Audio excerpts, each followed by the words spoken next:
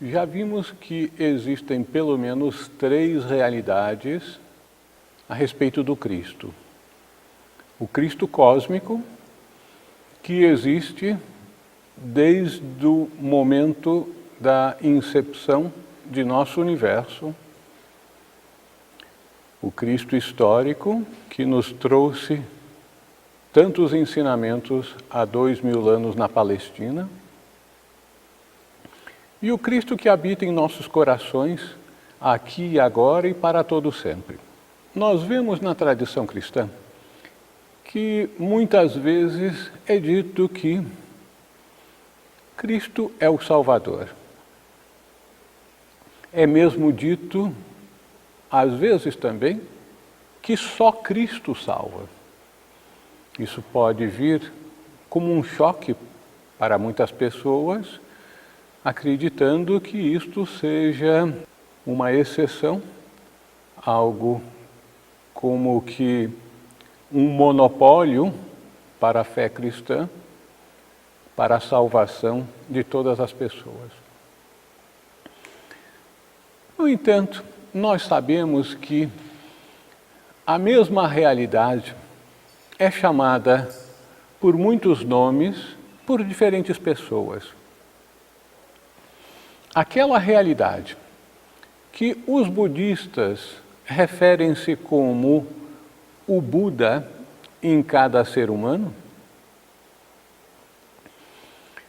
que os hinduístas referem-se como o eu superior ou o Deus interno em cada ser, e que cada tradição tem um nome diferente, nós chamamos essa mesma realidade de Cristo interior.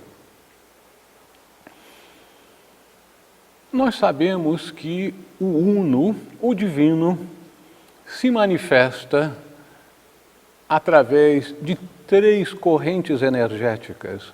Uma que seria a corrente negativa, outra positiva, e uma terceira, a combinação das duas, que é a corrente neutra. Então, nós podemos dizer que essa energia universal, que é a origem de todas as coisas, é apresentada por diferentes tradições como sendo a Divina Trindade, que na tradição cristã é apresentada como sendo o Pai, o Filho e o Espírito Santo. Mas como o homem foi criado à imagem e semelhança de Deus, nada mais lógico do que supormos que nós também temos em nós o Pai, o Filho e o Espírito Santo como sendo a nossa realidade interior última. Aquilo que é divino em nós são as expressões do Pai, do Filho e do Espírito Santo, que na tradição hinduísta costumam chamar como o Espírito em nós, Budi, ou a luz interior, e finalmente como Manas superior, ou a alma divina em nós. Então, o verdadeiro homem, o verdadeiro ser, não é esse corpo físico ao qual instintivamente nós tendemos a nos referir quando mencionamos eu. Ainda que venhamos a tocar o nosso corpo físico, a nossa tendência natural é dirigirmos a nossa mão em direção ao coração, eu. Como que instintivamente sabemos que o verdadeiro eu reside em nosso coração. Esse verdadeiro eu é o Cristo interior. Mas como poderíamos então aceitar a assertiva de que só Cristo salva? De acordo com a fé cristã, a nossa crença nos dogmas da Igreja, a crença no credo, nos levaria à salvação. No entanto, alguns místicos, aqueles que passaram pela experiência de vivenciar o Cristo em seu coração, nos dizem algo diferente.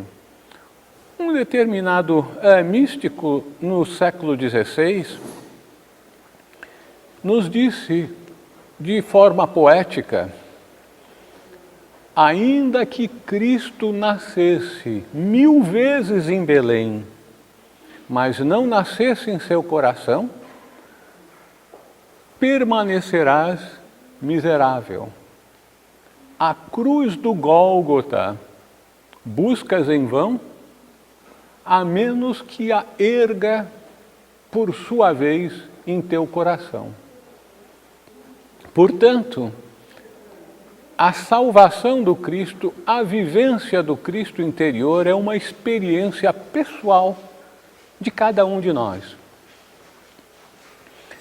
E é muito interessante verificarmos que na tradição cristã também é dito que João Batista foi o precursor do Cristo, o precursor do Salvador.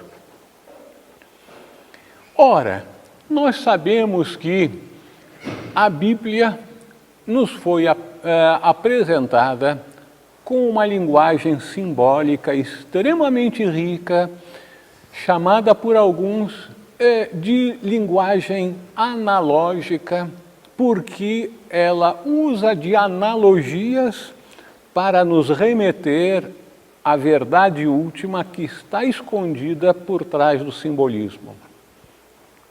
Então, quando é dito que João Batista é o precursor do Cristo, nós podemos tomar essa passagem no seu sentido histórico, que João Batista, que na realidade era o primo irmão de Jesus, teria sido aquele que viria a preparar os caminhos do Senhor.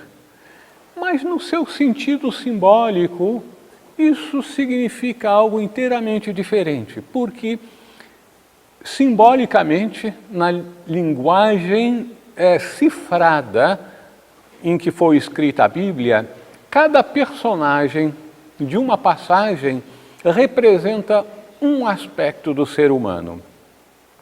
Portanto, o Salvador, Jesus, representa o Cristo interior em cada um de nós. João Batista representa a mente treinada e disciplinada de cada um de nós. Portanto, para cada um de nós, João Batista, a mente disciplinada é aquele que veio preparar o caminho do Senhor.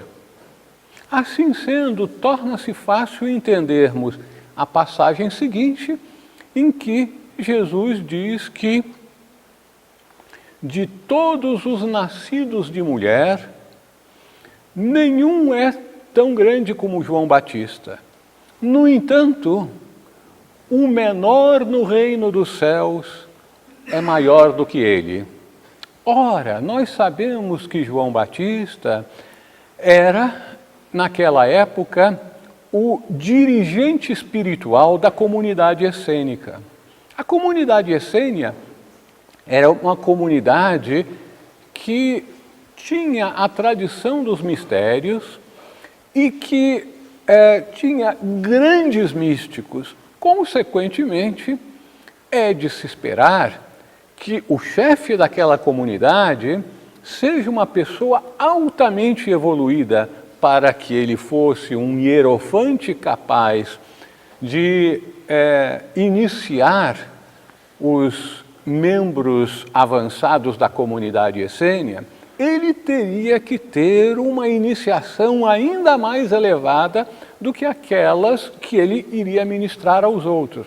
Consequentemente, num sentido histórico, num sentido físico, João Batista era de se esperar que fosse um iniciado, consequentemente, alguém que, na analogia da linguagem sagrada, fosse uma criancinha, já tivesse entrado no reino dos céus.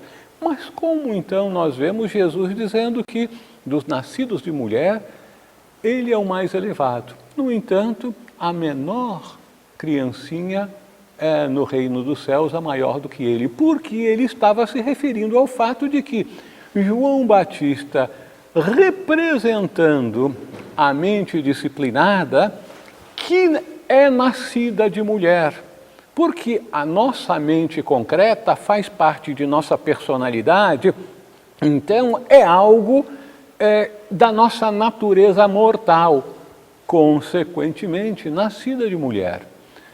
Porém, o menor no reino dos céus, aquele que teve a primeira iniciação, uma criancinha, é mais elevado do que a mente concreta disciplinada. Então, aquele que obteve a primeira iniciação que seja, teve o seu Cristo interior desperto.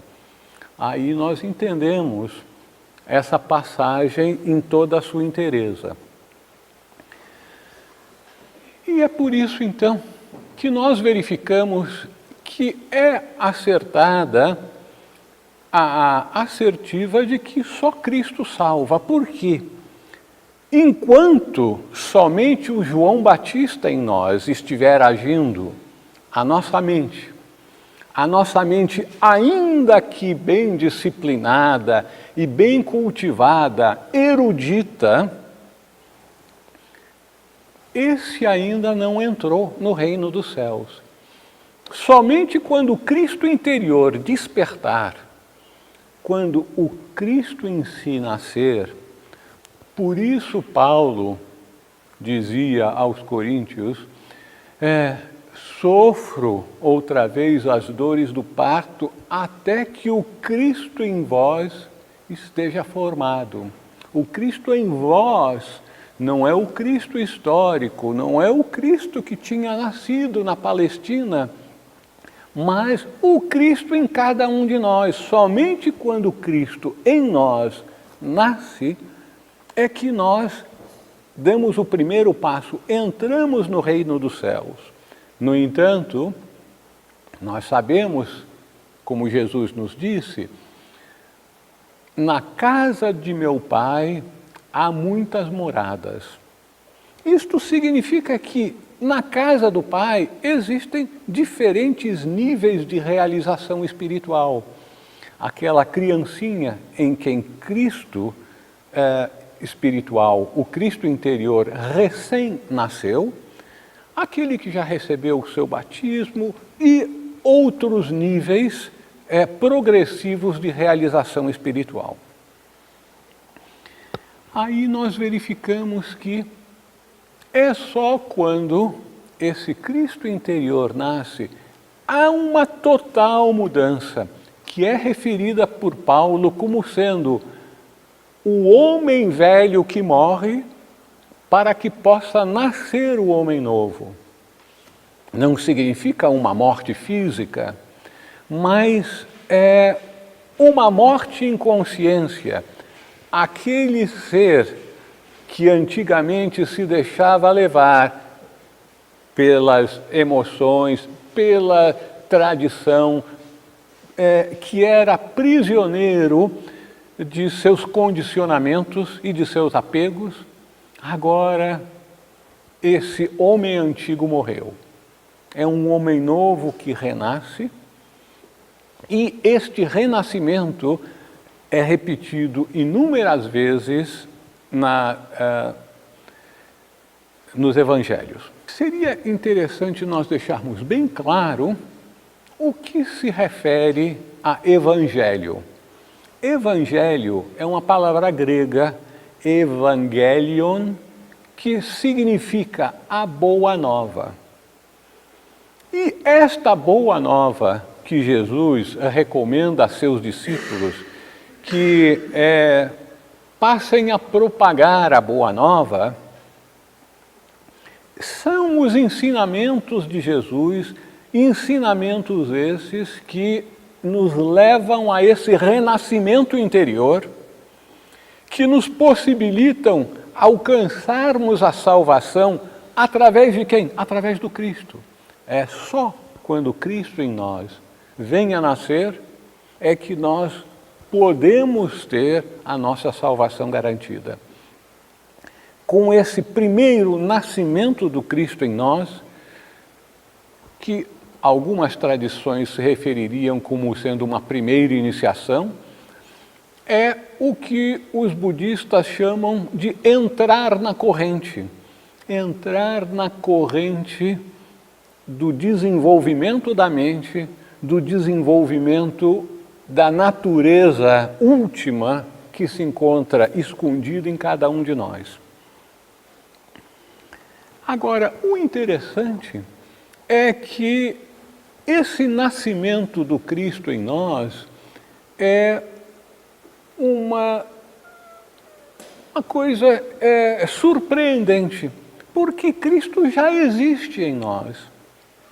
A nossa natureza divina interior é composta de um aspecto referente ao Pai, que é o Espírito, que é a Atma. Há um aspecto que é o Filho, que é Buddhi, e há outro aspecto que é o Espírito Santo ou a alma espiritual. Consequentemente, todos nós, não importa o nível espiritual, seja ele um criminoso, seja ele um ateu, seja ele um cristão, budista, todos nós temos essa natureza divina em nós. Só que para a grande maioria, a quase totalidade da população de nosso planeta nessa época, a nossa natureza divina interior está simplesmente latente, está simplesmente como que adormecida. Pior ainda, foi como que o Deus interior foi destronado por esse déspota tirano, que é a nossa personalidade, que arrebata o poder do divino em nós e exila Deus em nós para uma torre distante, aonde permanece esquecido. Mas Deus em nós, mesmo tendo sido exilado pela personalidade ditadora, que exige total obediência por parte de seus súditos, que são os diferentes corpos, mesmo assim, Deus em nós, o Pai, é extremamente bondoso, compassivo, entende o processo da vida e simplesmente aguarda. E aguarda de uma maneira tão maravilhosa que é expressado no Apocalipse, numa das passagens mais tocantes que existe na Bíblia. Essa passagem diz: eis que estou à porta e bato. Se alguém ouvir a minha voz e abrir a porta, entrarei em sua casa e cearei com ele e ele ceará comigo. Ora, o que nos está sendo revelado? Que a luz divina, o ser de luz, encontra-se pacientemente à porta de nosso coração, aguardando, batendo suavemente e nos chamando, só que usando aquela voz divina que é conhecida como a voz do silêncio, que só poderemos ouvir quando entrarmos em sintonia com o silêncio interior. Quando ouvirmos então essa voz divina que nos chama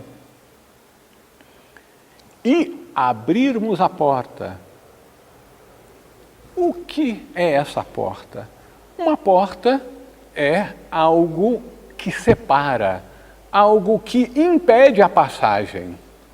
Então, quando nós abrirmos a porta de nosso egoísmo, de nossos apegos, de nosso materialismo, quando abrirmos, escancararmos essa porta, imediatamente o Senhor verá que está aberto o caminho para que Ele entre em nossa casa.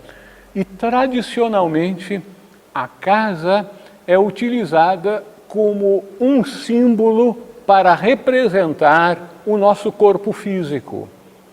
Então, Deus entrará em nós, em nossa consciência física, na consciência de nosso cérebro. E então, continuando a passagem bíblica, e Ele ceará conosco e nós cearemos com Ele, significando, haverá uma comunhão. Qual é o objetivo desse banquete? Aqui, a luz suprema, o Salvador nos convida. O manjar dos deuses que nos será oferecido é o próprio Salvador. Nós comungaremos com Ele e seremos um com Ele. E quando isso ocorrer, a nossa vida estará inteiramente transformada. É esse o símbolo do nascimento de Cristo em nós. E aí nós vamos verificar que quando isso ocorre, a nossa vida muda inteiramente. Nós somos como que salvos. A partir desse momento, o conhecimento passa a ser nosso. É dito que Cristo é luz e Cristo é amor. Esse amor divino, nós só iremos experimentar quando conseguirmos essa comunhão com Cristo. Então saberemos algo, teremos conhecimento pela vivência, e não porque nos falaram a respeito, porque nós lemos num livro inspirado sobre a natureza divina, mas nós teremos a vivência do que é o amor divino, porque nós iremos senti-lo dentro de nós. E é aí então que poderiam perguntar, mas como nós podemos alcançar essa graça, esse renascimento, obtermos então a experiência de Cristo em nós, esperança de glória, como disse o apóstolo Paulo? Existem 3 caminhos para isso. Um caminho normal e 2 caminhos acelerados. O caminho normal é o caminho da evolução através de inúmeras experiências de vida, até que venhamos a alcançar aquilo para qual Jesus nos conclamou: sede perfeitos como o Pai que está nos céus é perfeito.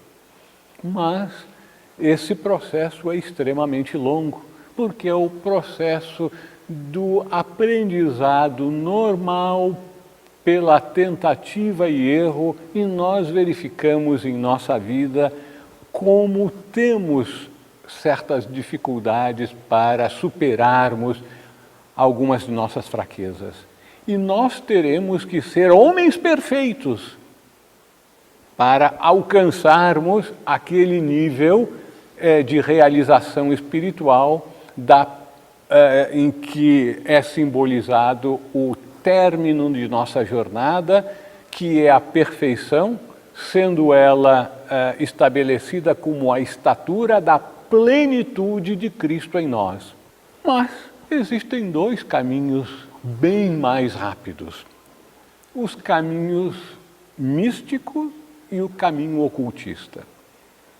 Hoje, então, nós vamos falar algo sobre o caminho místico para que possamos manifestar Cristo em nós.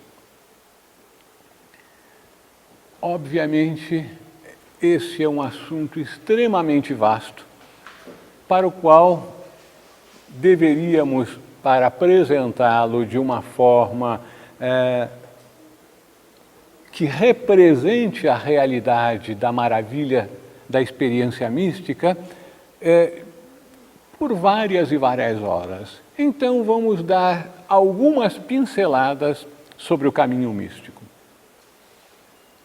Muitos escritores, muitos místicos descrevem a via mística como sendo passível de ser dividida em 3 etapas.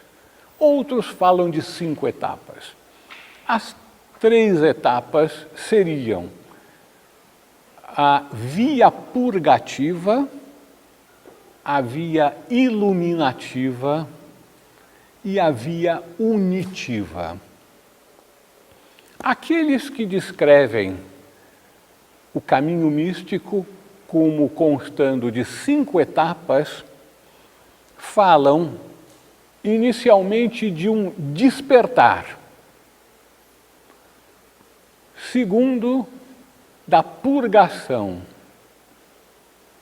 Terceiro, da iluminação.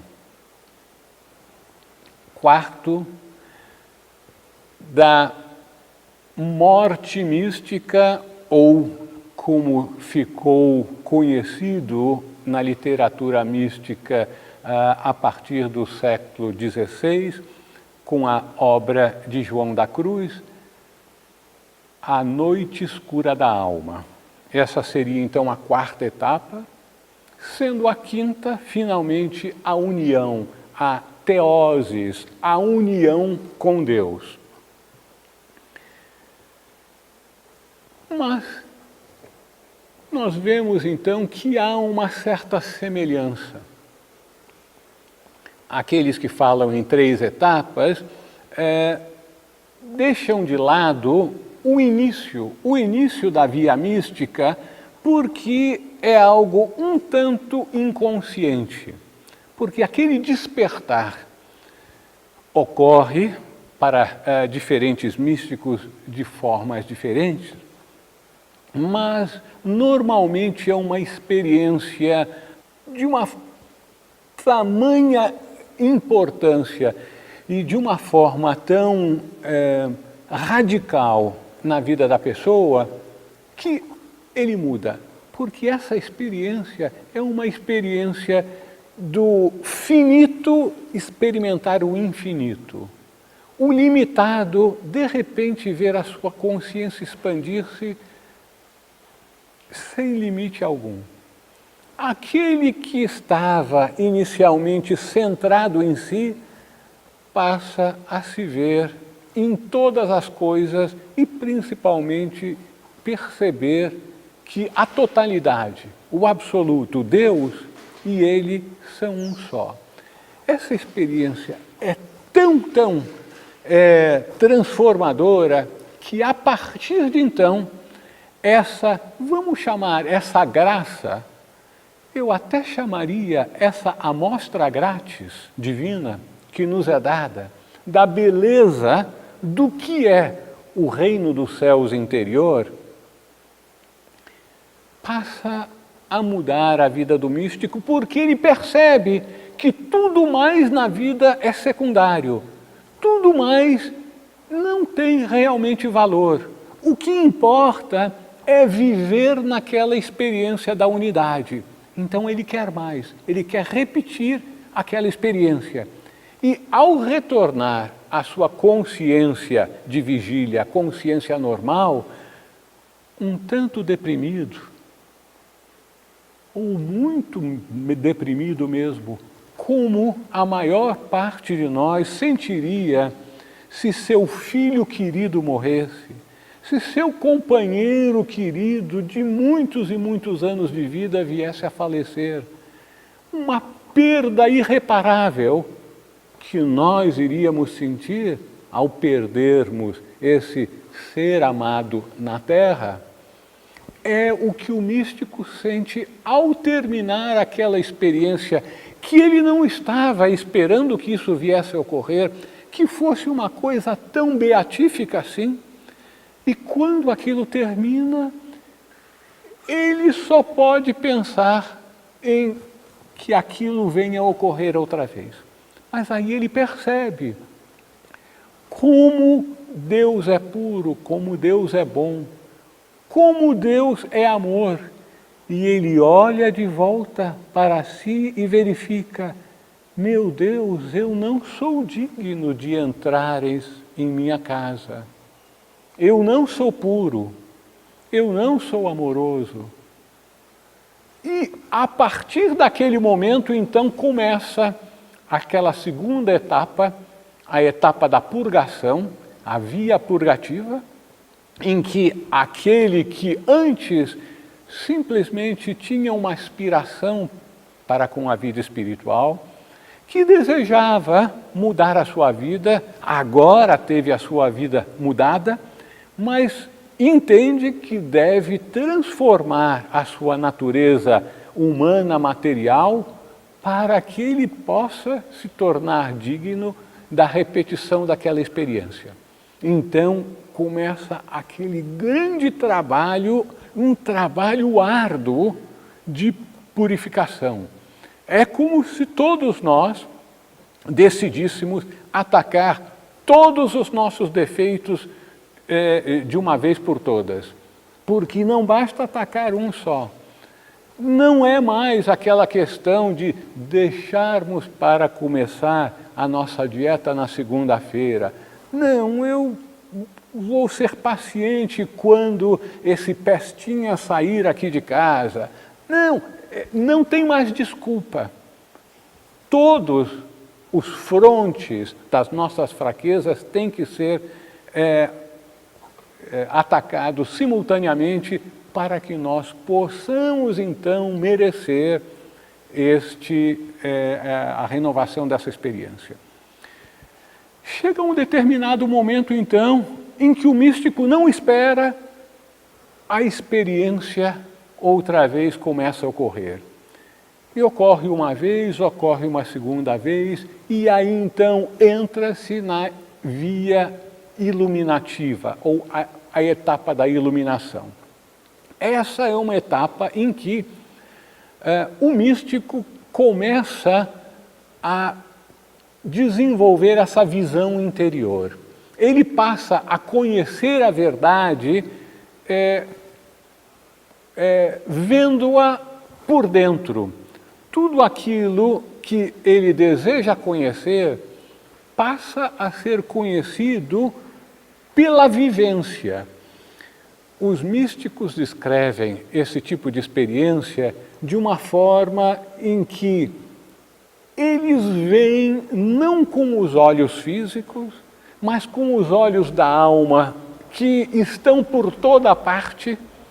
É como se nós tivéssemos olhos de mosca que olham em todas as direções, mas principalmente olha por dentro das coisas. Entende, conhece as coisas, tornando-se aquela coisa.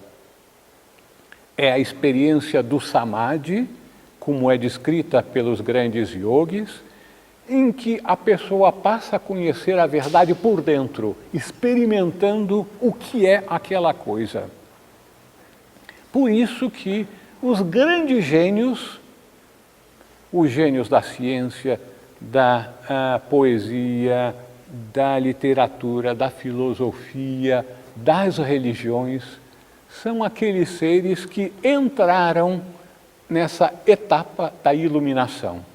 Eles têm o conhecimento interior do que é a verdade. Mas essa etapa continua por um bom tempo. Na verdade, é dito que a maior parte dos místicos só alcança esse nível de realização. São poucos os místicos que prosseguem pelas duas etapas que faltam para atingir o objetivo último.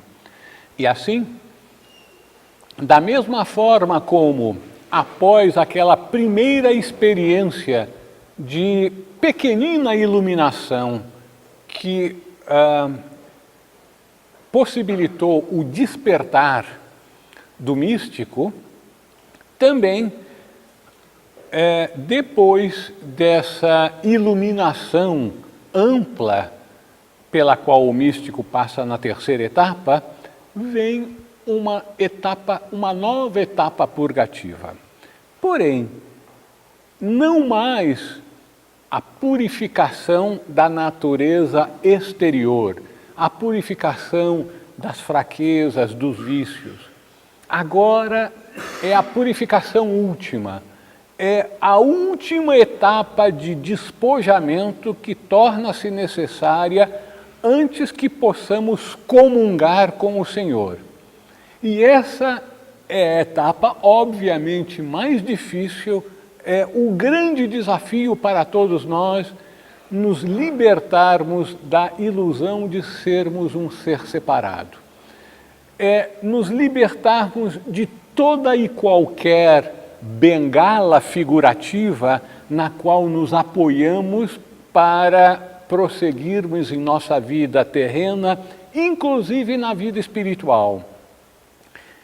E uma dessas bengalas é a crença de que Deus está nos apoiando a todo momento, principalmente para o místico, que já teve várias experiências de iluminação e sabe que aquela verdade, aquela luz com a qual ele comungou, a qual ele percebeu, esse é o divino. Então ele estava acostumado a valer-se do apoio, do refúgio do divino em si. E nesta experiência da morte interior, da morte da alma, da ferida da alma, da noite escura da alma, como João da Cruz descreve tão bem, ele de repente se vê despojado de tudo, até mesmo daquele apoio que ele sentia em Deus. E isto é simbolizado naquela passagem em que Jesus está na cruz e, numa primeira etapa, essa etapa avançada, que é simbolizada na Bíblia como sendo a morte e ressurreição do Salvador, é uma etapa como que de uma moeda com duas faces. Uma é a morte, que é a grande dor. A outra é a ressurreição, é a glória de retornar dos mortos. Então, ele tem que passar por aquela agonia, como Jesus descreveu. Meu Deus, por que me abandonaste? Mas a outra face da moeda, a ressurreição gloriosa, essa mesma frase modifica-se. Meu Deus, Senhor, Senhor, como me glorificaste. Depois de a alma sentir-se como que abandonada no vazio do universo, sem saber se está indo ou vindo, sem ter nenhum ponto de apoio, encontra no seu interior aquela fé, aquela certeza que Deus está com ele, mesmo sem ele perceber, mesmo ele chamando, clamando pelo apoio divino e aparentemente não o conseguindo, mas ele tem aquela fé. Ele está em mim, eu estou nele, somos um e o mesmo ser. Quando aquela fé se manifesta nessa provação última, terminou então a provação e ele ressurge então glorioso e está capacitado então para a última etapa, a etapa da união com Deus, a união, não mais a etapa da iluminação em que o místico via a realidade última. Era uma etapa de separatividade. O místico via a realidade estava ali e o místico estava aqui. Nessa última etapa, então, a realidade última, a verdade, a luz, não estará mais fora, mas estará dentro do místico. O místico passará a comungar, a unir-se. Essa união, inicialmente, será uma união temporária, até que o místico consiga alcançar o objetivo último, que é a consciência permanente da união com Deus. Quando ele alcança isso, todo o objetivo da vida do ser humano foi atingido, ele alcança a perfeição.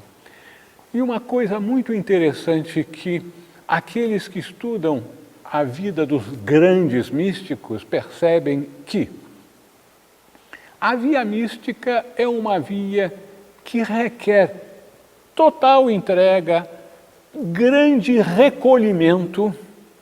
A grande maioria, não a totalidade, mas a grande maioria dos místicos vivem em comunidades monásticas ou são peregrinos que vivem só no recolhimento interior.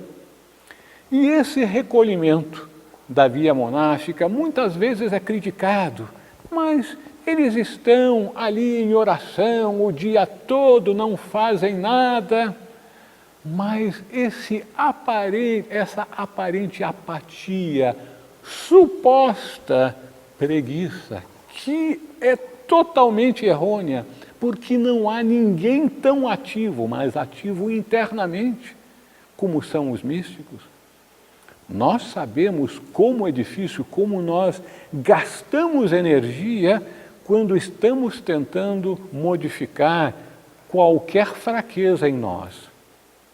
Agora, o místico, quando tenta e consegue, quando ele tenta e consegue mudar todas as suas fraquezas, quando ele está lutando com essa mente dispersa que nós conhecemos bem quando tentamos meditar, e a mente é referida como sendo um macaco que pula de galho em galho, mas o místico não consegue, naquela tarefa hercúlea, disciplinar toda a sua vida. Então, aquele recolhimento, aquela abstração do mundo exterior é um tanto aparente e torna-se, então, uma coisa inteiramente diferente quando ele finalmente alcança o objetivo último. Ele, então, como que sai do convento, sai do monastério e passa a agir no mundo. E passa a agir no mundo com um dinamismo, com uma energia que todas as outras pessoas não podem acompanhar o seu ritmo de trabalho. Isto é observado em todos os grandes místicos, Teresa de Ávila, João da Cruz, Paulo de Tarso, Catarina de Siena, enfim, aqueles místicos que alcançam a união com Deus percebem que eles são um instrumento divino no mundo, agora inteiramente consciente e, portanto, com o dever de realizar a obra, a tarefa divina de trazer aquela experiência transformadora para os outros indivíduos. Agora eles estão não só conscientes, mas capacitados a fazerem o bem a todos os seres e passam a fazer isto. Bom, então isso é uma descrição muito superficial da via mística. Agora, será que nós podemos trazer essa experiência da literatura mística ao nosso alcance de uma forma prática? Será que nós teríamos algo ao nosso alcance? Como podemos conhecer a verdade que nos libertará, como nos foi dito por Jesus? Conhecereis a verdade e a verdade vos libertará. O que é essa verdade? A verdade é o conhecimento de que nós somos uno com o Pai. Nós somos uma expressão de Deus no mundo. Ora, se esse é o conhecimento da verdade, nós já fomos salvos. Nós já sabemos isso. Foi dito aqui. Vocês já leram isso? Todos nós, então, que já sabemos qual é o conhecimento da verdade, que nós somos uno com o Pai, e já alcançamos o objetivo último de nossa vida, que é a salvação. Só que a verdade que nos salva não é a verdade exterior, não é a verdade de segunda mão. É a experiência da verdade. É aquilo que os místicos experimentam quando entram inicialmente em comunhão e finalmente em união com o Deus interior. Portanto, para conhecermos a verdade que nos libertará, nós temos que usar um instrumental mínimo que nos permita ter a experiência, o verdadeiro conhecimento, que é o conhecimento interior, o conhecimento pela experiência, que aí sim nos libertará. Nós poderíamos dizer que, de uma forma prática, ao alcance de todos nós, que teríamos que trabalhar em 3 áreas simultaneamente. Uma na purificação, a segunda no amor, a terceira no recolhimento, na contemplação. Vamos examinar essas 3. A purificação é como que aquela barreira que impede que aquele que está à porta, batendo suavemente, convidando-nos a abri-la para que ele possa entrar e comungar conosco, as imperfeições, as impurezas são essa barreira, são essa porta. Então, nós temos que demolir essa barreira, que é o processo de purificação. Somente quando nós nos conscientizamos de que nós temos que entrar em sintonia com o divino. A comunhão com Deus significa uma sintonia. No entanto, se a nossa vibração é pesada e a vibração divina é extremamente elevada, obviamente que nós não vamos pedir a Deus, abaixa a sua vibração para que nós possamos comungar contigo na nossa vibração pesada. Isso é absolutamente inviável, ridículo mesmo. O único caminho é nós aumentarmos a nossa vibração. Isso significa que nós vamos ter que retirar de nossa vida tudo aquilo que é vibração pesada.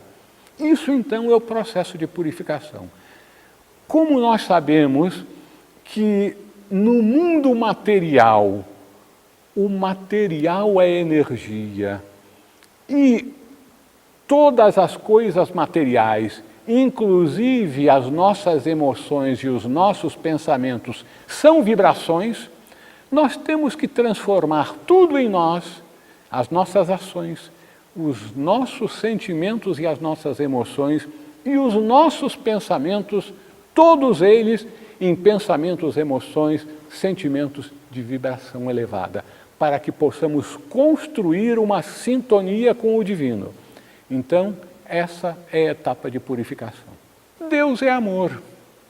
Obviamente, Deus sendo amor, nós só podemos entrar em sintonia com Deus, que é amor, através do amor. Então, nós temos que transformar a nossa vida do usual autocentrismo, egoísmo, tudo para mim, numa vida de doação.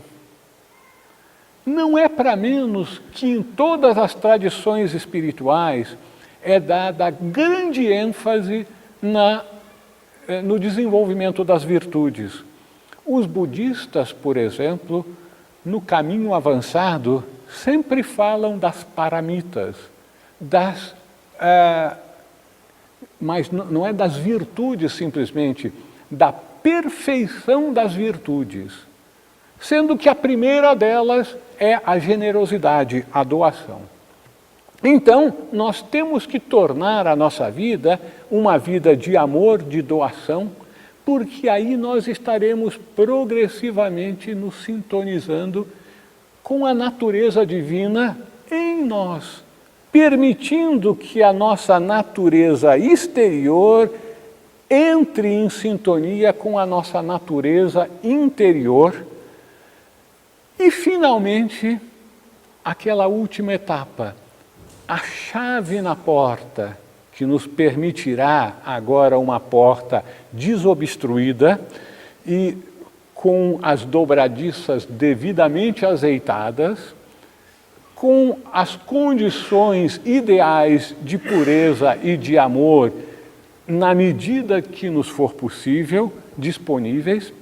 E, antes de falar nessa chave que abre a porta, nós não podemos esquecer que Jesus, o grande pedagogo, quando perguntado qual é o maior mandamento, Senhor, ele disse: amai ao Senhor teu Deus de todo o teu coração, com toda a tua alma e de todo o teu entendimento. E o segundo mandamento é muito parecido a ele, muito parecido. Amai a teu próximo como a ti mesmo. Bom, amar a Deus sobre todas as coisas, de todo o nosso entendimento. Isto não é um mandamento religioso, que nós temos que ter muita devoção a Deus, acender velas, fazer promessas. Não, é o Deus interior que nós temos que amar de todo o nosso entendimento. O nosso entendimento nos leva a entender que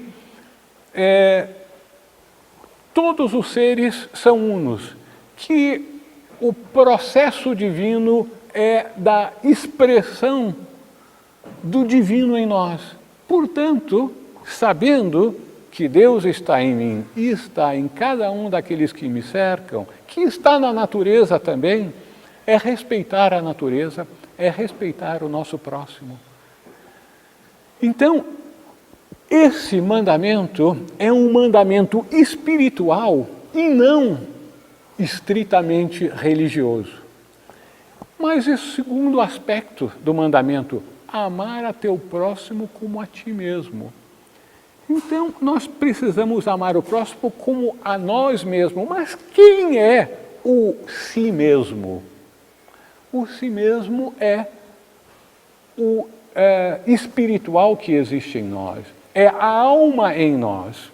Então, somente quando nós passamos a ter a experiência de que nós somos um ser espiritual e amamos esse ser espiritual, querendo abrir espaço para que ele assuma a sua posição em nossa própria vida, é que nós poderemos amar devidamente o próximo, porque o próximo também é uma alma que anseia alcançar os céus, ou seja, a união em consciência com o Senhor. Então, esse último aspecto da unificação é a contemplação, é a voz do silêncio, é aquele estado que todos os místicos recomendam como sendo absolutamente indispensável para que possamos ouvir a voz divina. Ora, como nós dissemos anteriormente, João Batista simboliza a nossa mente. Se João Batista simboliza a nossa mente e a nossa mente se expressa através de pensamentos, enquanto nós estivermos tolhidos pelos pensamentos constantes que ocupam todo o tempo de nossa mente, nós não estaremos abrindo espaço para que o Salvador se manifeste, e ele só fala através da voz do silêncio. Então nós temos que entrar naquele recolhimento interior que nos permitirá então, quando ele é atingido, nós ouvirmos, nós conhecermos a verdade por uma fusão. Os místicos descrevem que esse conhecimento interior é ser e saber. É um saber que é ser, porque a pessoa só sabe realmente quando ela se torna, quando ela é aquela coisa. Então, nós vemos que a palavra saber, S-A-B-E-R, se nós tiramos o A-B, Abba, que em aramaico significava pai, como Jesus se referia ao seu Pai nos céus, quando nós estamos conscientes do Pai no céu, o saber se torna ser. Então nós somos a verdade, nós passamos a ser o caminho, a verdade e a vida e alcançamos a salvação.